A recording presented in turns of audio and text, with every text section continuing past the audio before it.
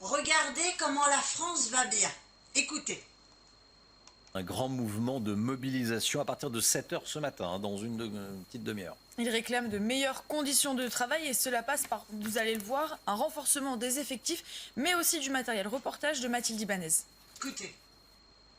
Un an après la dernière grève qui a duré plus de 4 mois, les pompiers sont à nouveau dans la rue avec les mêmes revendications. L'effectif, donc actuellement il manque 100 pompiers dans le Rhône.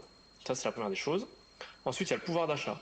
On fait partie des pompiers qui ont le plus d'interventions en France, mais avec le salaire, un des salaires les plus bas de France. Et ensuite on demande des améliorations des conditions de travail. Donc les temps d'attente aux urgences pour les faire diminuer, des aménagements de temps de travail. Des pompiers qui aujourd'hui ne se sentent pas entendus. On se sent pas respecté par nos élus. En fait, il faut savoir que les pompiers sont financés par les collectivités de niveau départemental et pour le Rhône, la métropole.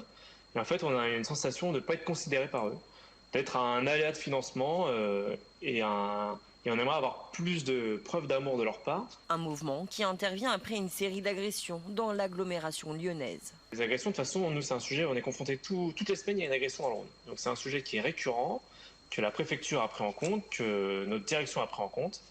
Les actions qui vont être menées, mais on aimerait... Voilà.